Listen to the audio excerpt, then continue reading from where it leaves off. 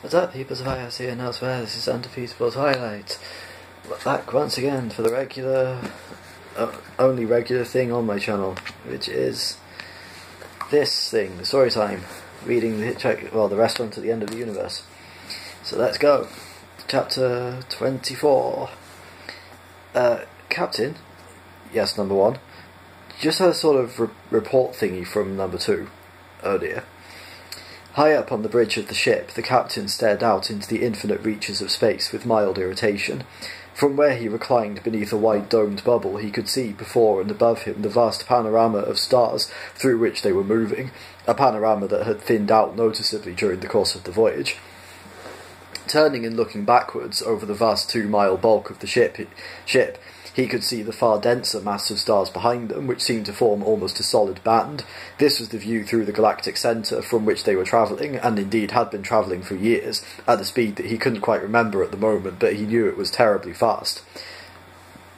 It was something approaching the speed of something or other, or was it 3 times the speed of something else? Jolly impressive, anyway. He peered into the bright distance behind the ship, looking for something. He did this every few minutes or so, but never found what he was looking for. He didn't let it worry him, though. The scientist chaps had been very insistent that everything was going to be perfectly alright, providing nobody panicked and everybody got on and did their bit in an orderly fashion. He wasn't panicking. As far as he was concerned, everything was going splendidly. He dabbed at his shoulder with a large frothy sponge. It crept back into his mind that he was feeling mildly irritated about something. Now what was all that about? A slight cough alerted him to the fact that the ship's first officer was still standing nearby. Nice chap, number 1. Not of the very brightest, had the odd spot of difficulty doing up his shoelaces, but jolly good officer material for all that. The captain wasn't a man to kick a chap when he was bending over trying to do up his shoelaces, however long it took him. Not like that ghastly number 2, strutting about all over the place, polishing his buttons, issuing reports every hour. Ship still moving, Captain. Still on course, Captain. Oxygen levels still being maintained, Captain. Give it a miss, was the captain's vote. Ah, yes, that was the thing that had been irritating him. He peered down at number 1. Yes, Captain, he was shouting something or other about having found some prisoners. The captain thought about this. Seemed pretty unlikely to him, but he wasn't one to stand in his officer's way. Well, perhaps that'll keep him happy for a bit, he said. He's always wanted some.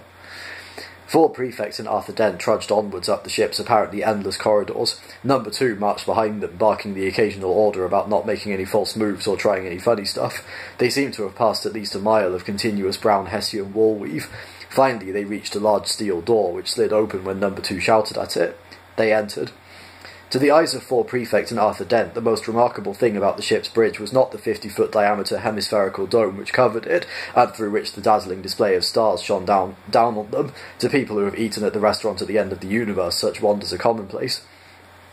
Nor was it the bewildering array of instruments that crowded the long circumferential wall around them. To Arthur this was exactly what spaceships were traditionally supposed to look like, and to Ford it looked thoroughly antiquated. It confirmed his suspicions that Disaster Area's stunt ship had taken them back at least 1 million, if not 2 million years before their own time.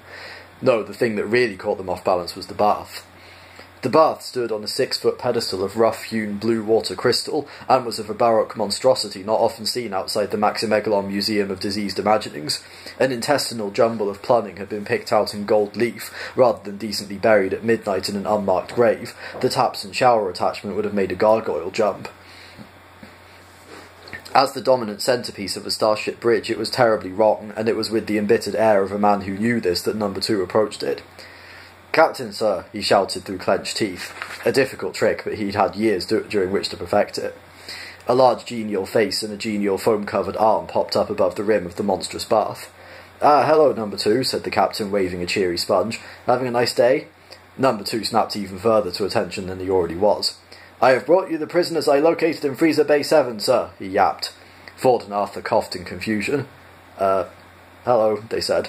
The captain beamed at them. So number 2 had really found some prisoners. Well, good for him, thought the captain. Nice to see a chap doing what he's best at. "Oh, hello there," he said to them. "Excuse me not getting up, just having a quick bath. Well, gin and tonics all round then. Look in the fridge, number 1. "Certainly, sir."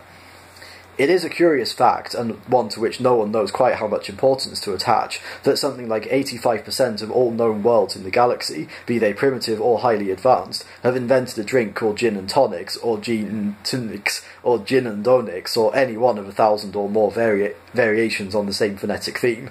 The drinks themselves are not the same and vary between the Sylvolvian Chinanto Nigs, which is ordinary water served at slightly above room temperature, and the Gagrakakan Sin Antoniques, which kills cows at 100 paces.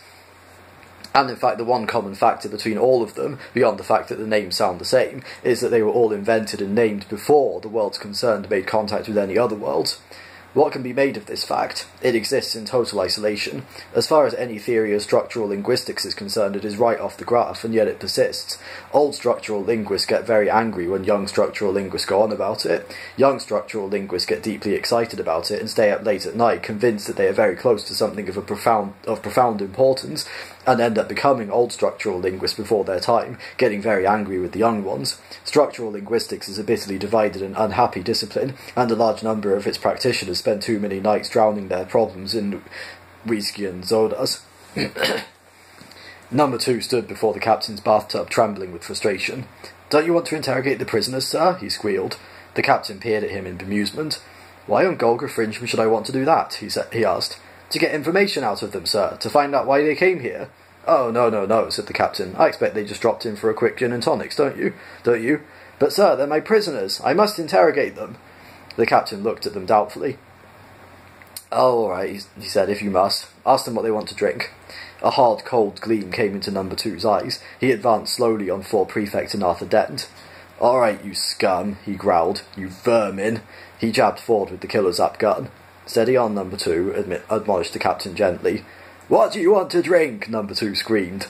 "Well, the gin and tonic sounds very nice to me," said Ford. "What about you, Arthur?" Arthur blinked. "What? Oh, yes," he said. "With ice or without?" bellowed number 2. "Oh, with, please," said Ford. "Lemon?" "Yes, please." I can't keep a straight face doing this, said Ford. "And do you have any of those little biscuits? You know, the cheesy ones?" "I'm asking the questions," howled number 2, his body quaking with apoplectic fury. Number 2, said the captain softly. "Sir? Push off, would you? There's a good chap. I'm trying to have a relaxing bath." Number 2's eyes narrowed and became what are known in the shouting and killing people trade as cold slits, the idea presumably being to give your opponent the impression that you have lost your glasses or are having difficulty keeping awake.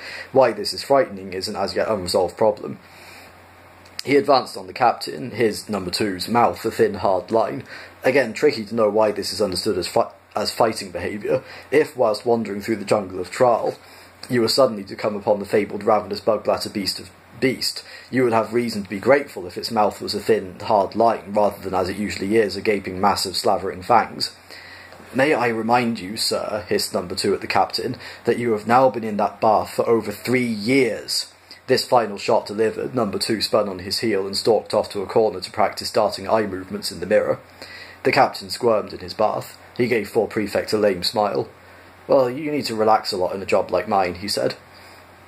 Ford slowly lowered his hands. It provoked no reaction. Arthur lowered his.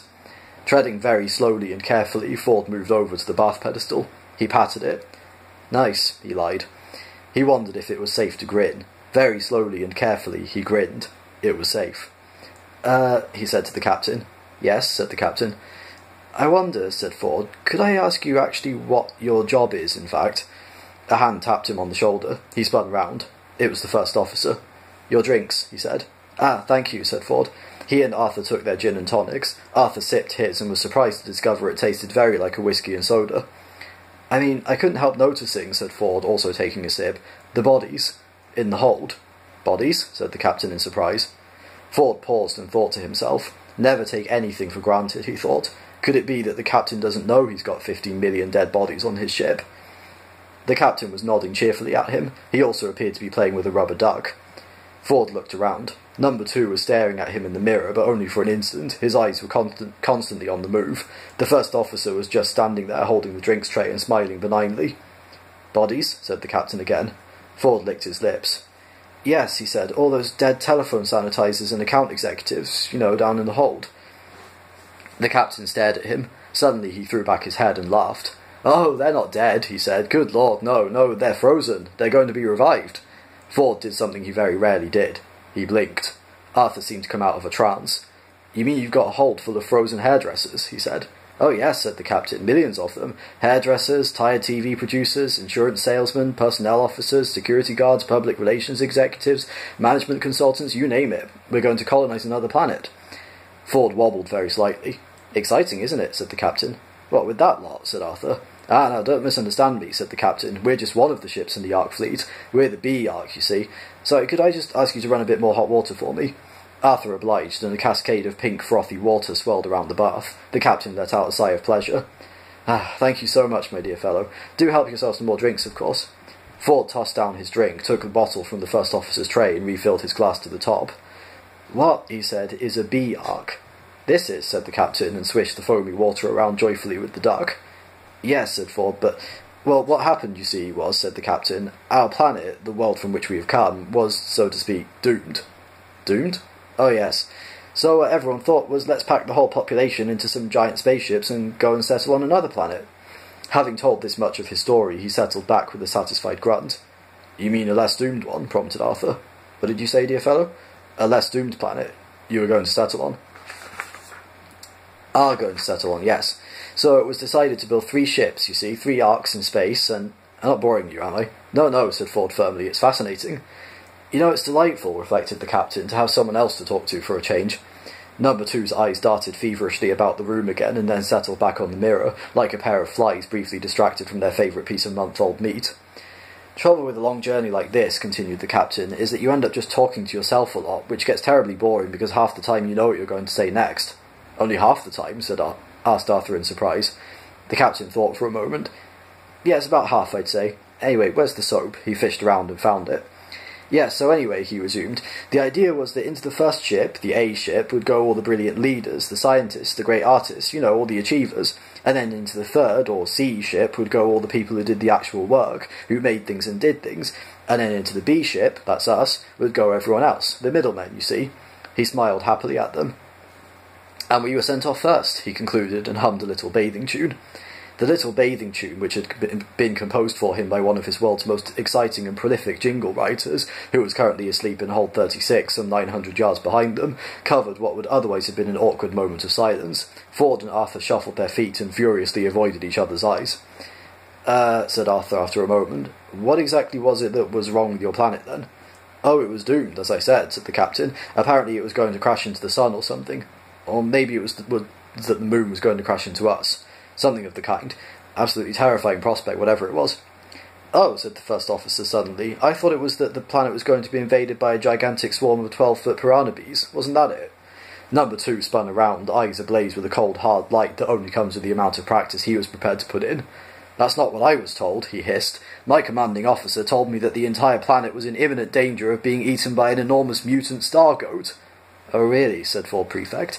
"Yes, a monstrous creature from the pit of hell with scything teeth 10,000 miles long, breath that would boil oceans, claws that could tear continents from their roots, 1,000 eyes that burned like the sun, slavering jaws 1,000,000 miles across, a monster such as you have never, ever." "And they made sure they sent you lot off first, did they?" inquired Arthur.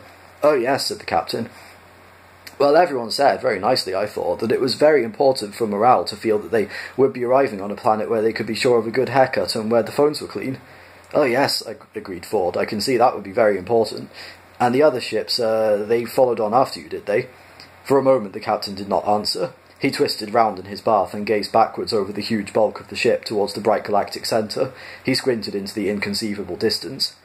"Ah, well, it's funny you should say that," he said, and allowed himself a slight frown at Ford Prefect, "because curiously enough we haven't heard a peep out of them since we left 5 years ago. But they must be behind us somewhere." He peered off into the distance again. Ford peered with him and gave a thoughtful frown. "Unless, of course," he said softly, "they were eaten by the goat." "Ah, yes," said the captain with a slight hesitancy creeping into his voice. "The goat." His eyes passed over the solid shapes of the instruments and computers that lined the bridge. They winked away innocently at him. He stared out at the stars, but none of them said a word. He glanced at his first and second officers, but they seemed lost in their own thoughts for a moment. He glanced at Ford Prefect, who raised his eyebrows at him.